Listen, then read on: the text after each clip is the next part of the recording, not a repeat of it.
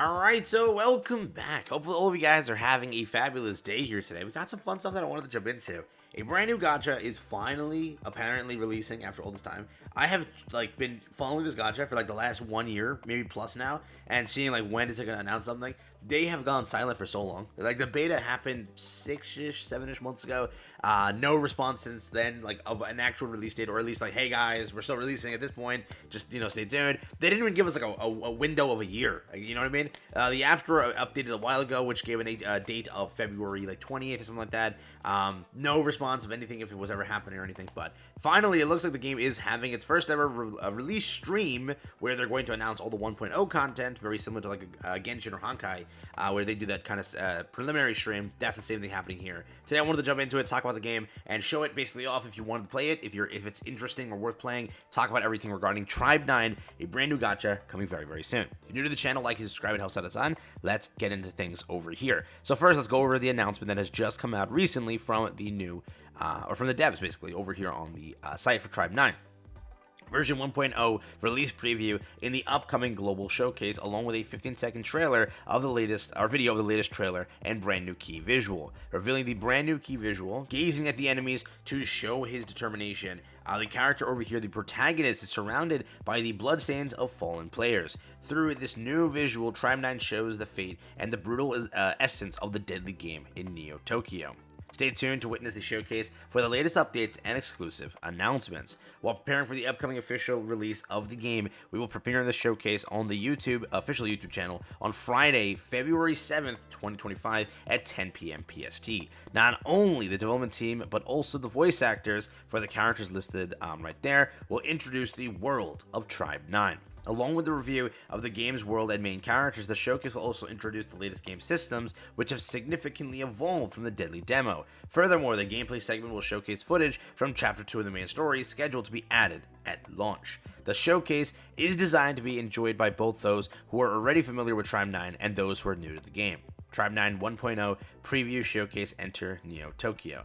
Again, timing over here, February 7th. So if you are excited for it, you can take a look at this time over here on the official YouTube channel to see what they're cooking up here when it comes to this game. They also released us a nice little 15-second preview, which works now. It wasn't working earlier. Over here on the official site, just showing off a little snippet of what you can expect, I guess, or just what's coming soon from the official actual reveal. It looks like this, pretty simple, right? If you are looking at this and wondering, hey, this looks pretty similar to, Danganronpa or anything like that, I'm pretty sure the creator of Danganronpa is actually behind this game, hence why it's very similar to that. It is, if you want, a quick analysis of what this game is, it's an action RPG with dungeon exploration, puzzles, obviously gacha mechanics. It plays very similar to an action RPG. That's the whole point of the game here. It does have some very, very in-depth storytelling. If you're a person who skips story, do not even touch this game. It's not for you, okay? This game is hardcore around the aspect of story, and that's what the point of this game is. If you play Danganronpa and you love the story, you're gonna love the story for this game as well. There's no doubt about that. When it comes to, if you're a gacha player who likes autoing and not doing their dailies and such, and just letting the game do it for you, this is not the game for you as well. It's a very, very challenging game from what I've seen in the beta, and it was very hard for players to get through some stages. If you start the game, you can actually view up in some of the areas where you're walking and exploring. You can actually view other players who died in those positions in the game, right? And then you'd be able to be like, hey, this boss must be hard. Half the lobby died here. It's actually a really cool mechanic, very similar to I think Dark Souls, right? That has that kind of thing there. But it's pretty much, that's what they went for when it came to this game. It's very challenging. It's very fun. It does have, sadly, one of the worst mechanics in my opinion, but people love the system. It has the Genshin, basically, Honkai style gacha where it's a 50-50, and if you fail the 50-50, you go on to that. The rates are 0.6%. That's about what you're expecting when it comes to the game here. That's the only turn-off for me. That's gacha system always ends up killing me. Okay, I've failed so many times in Genshin and Honkai, where it's just I don't win on those type of pulls styles, right? When it comes to this game, they have a very similar thing of light cones or whatever you want to call it, whatever gacha. It's in this game like cards you can actually apply to the entire team versus applying it to a singular character. There's a lot of nice things this game does implement, and that is kind of done right. I will say there was some stuff that I've seen from the beta that weren't really that great when it comes to time effectiveness. A lot of if you've played Pokemon, okay, when you run into a random encounter you didn't want to run into, kind of happened to this game here as well, where you don't want to fight that person, but they chased you down, now you have to fight them.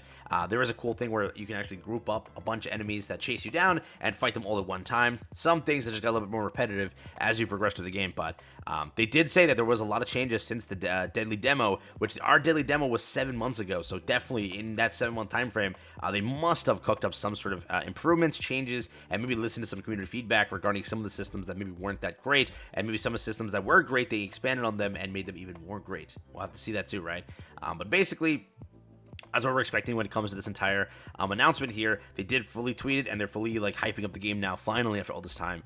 And it is coming very soon, so that is a pretty cool thing to know. Last thing I'll leave you with before dipping here is the characters. They've already released all the character designs and everything. Both this is in like the fighting segment of the game. When you are fighting, when you are talking, you can actually see these versions. When you are exploring the dungeon, you will see a more like pixelized chibi version of the character in this sort of format for you guys to go and explore in the overworld, and it is very, very well made. It is very, very well done how the overworld is, and there are some little hidden story parts and elements there that you guys can go through and see. But I'm gonna butcher half these characters' names, so I'm not gonna even try to do it. But we have a bunch of characters here. This is your main protagonist over here. We do have another set of just so many characters. I won't spend too much time showing the gameplay off of each one. If you want to go to the site and do that, you're more than welcome to, but I will just show you a quick little introduction to each character. They have like their battle style over here listed and everything. Some characters have some very, very fun styles. There's one character in this game that, like, if you play the character more like more like weirdly, where you're like button mashing, the character does more damage because the character is like a psychopath, okay? And the more you play the style of the game of just hitting buttons, like you have no idea what you're doing, and the more you switch up your style, like if you're just spamming, you know, your first skill and your second skill, if you start changing it up, instead of spamming first skill, you go to third, fourth, and then just keep on switching back and forth, it actually gives you a bonus and a benefit in the damage because of that entire style of it. And I'm pretty sure it's this character here, I think it's this one, who has that more like just button mash style, and you'll do better, which is a super cool thing. But you can also see that some of these designs are similar to the, again, Danganronpa stylized things. That's kind of how this artist, or again, the creator, does it. But they do look pretty cool. I keep misclicking, dog. Holy hell. They do look pretty cool, and they are, again, I think these are all the launch characters. I don't know for sure which is the first banners. I don't think we actually have that knowledge just yet. But that is, again, we did get a lot of summon currency during the original basically the beta test, right? And they did give us a lot of chances to test out everything and see everything. But pretty much that's what it looks like over here when it comes to the characters. Again, if you want to take a look into the game system, this is what it looks like when you are traversing the world, the overworld, right? When you are battling, it's a much different UI. You will see your currencies up here in the top right. You will see all of the menu icons over here: character icon, group icon, team icon, and then be able to, again, summon through this page over here. The only turnoff for me on this game is probably the fact that it just has that gacha system, which is always, you know, does me down like dirty. I know that it's a hated gacha system, but sadly it's not rocking like a Nikkei system or a maybe Seven Deadly Sins system, which has more of a forgiving rate to a degree. It does rock that 0.6%, which is a bit low. But let me know what you think. Altogether, that's what I got for you here today regarding Tribe 9, a brand new gacha coming out real soon on, I think, February 20th, and then the stream comes out on the 7th, so we're almost there. It's only been forever. But yeah, take care, have fun.